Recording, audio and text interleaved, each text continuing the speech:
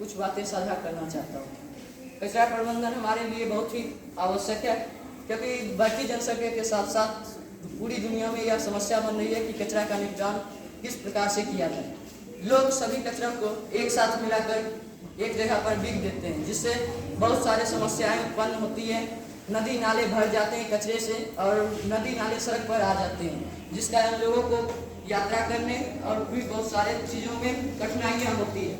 इसलिए हम कचरा को मुख्यतः दो भागों में विभक्त करते हैं, अपघटित कचरा और अवघटित कचरा।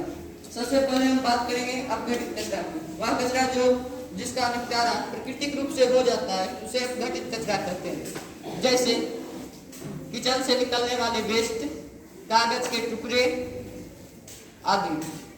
हम इन कचरों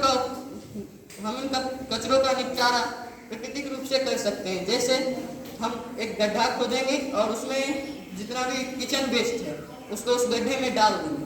कुछ हफ्तों बाद वह जैविक खाद बन जाएगा, जिसका उपयोग हम खेतों में कर सकते हैं। इससे मिट्टी की उर्वरा शक्ति बढ़ती है और फसल की पैदावार भी बढ़ती है। और हम इनसे निकलने वाले कचरों, पेड़ से जो पत्ते गिरते हैं उससे किसान जला देते हैं, लेकिन किसान को ऐसा नहीं करना चाहिए, क्योंकि जलाने से प्रदूषण फैलता है और कार्बन डाइऑक्साइड की मात्रा बढ़ती है। हमें उन पत्तों को उसी पेड़ के जड़ में डाल देना चाहिए, जिससे मिट्टी की उर्वरता बढ़ेगी और पेड़ भी ग्रोथ करेगा। किसान फसल काटने के बाद उसके निचले सिरे को जला देते हैं खेत में। ऐसा करने से कार्बन डाइऑक्साइड की मात्रा बढ़ती है और तो ऐसा नहीं करना चाहिए किसानों को, क्योंकि ऐसा करने से हमें उन चीज़ों पर ध्यान देना चाहिए और उन्हें किसानों को उसे जलाने से मना करना चाहिए, बल्कि खेत में उसे जुताई करवाकर छोड़ देना चाहिए। कुछ महीनों बाद ये सर्कल कर जैविक खाद के रूप में आएंगे और इन जैविक खादों से मिट्टी की उर्वरता शक्ति बढ़ेगी। अब हम बात करते हैं अविघटनीय कचरे की। अविघटनीय कचरे में लोहे, एल्युमिनियम, टीना, प्लास्टिक जैसे चीजों को रखा जाता है।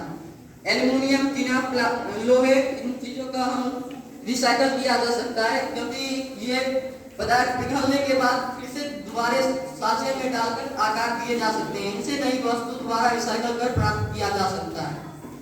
और बात करें प्लास्टिक की, तो प्लास्टिक में कुछ प्लास्टिक ऐसे होते हैं जिनका रिसाइकल करना संभव हो पाता है, लेकिन कुछ प्लास्टिक ऐसे होते हैं जिनका रिसाइकल करना संभव नहीं हो पाता है। जिन प्लास्टिकों का रिसाइकलिंग संभव हो पाता है उनको रिसाइकल कर उनसे नई वस्तु बनाई जा सकती है। और जिन प्लास्टिकों का रिसाइकल संभव नहीं हो पाता है उन प्लास्टिकों का उपयोग असमतल भूमि में उन्हें पिघलाकर डाला जाता है और फिर उसे समतल बनाकर उस पर मकान, घर, पुल आदि बनाए जा सकते हैं। और प्लास्टिक का उपयोग हम रोड में भी कर सकते हैं। चीन जैसे देश प्लास्टिक को पिघलाकर उसे रोड पर अलकतरा के जगह पर उपयोग करते हैं, जिससे धन की बचत होती है और आर्थिक स्थिति में भी बढ़ोतरी होती है। और प्लास्टिक पेंट में भी प्लास्टिक को मिलाया जाता है, जिससे प्लास्टिक पेंट घर की दीवार से उतरे ना, क्योंकि बरसात में हम देखते हैं कि प्लास्टिक पेंट जो होता है सो अधिकतम झड़ने लगता है, लेकिन प्लास्टिक पेंट जो होते हैं सो नहीं झड़ते हैं।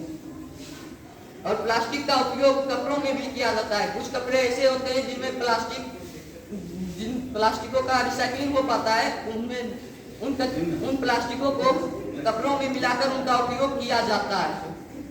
और इसी के साथ मैं कहना चाहूँगा कि कचरा प्रबंधन हमारे लिए बहुत ही आवश्यक है, क्योंकि अगर कचरा प्रबंधन न किया जाए तो हमारा जीवन, जान माल सब खतरे में पड़ सकता है। धन्यवाद।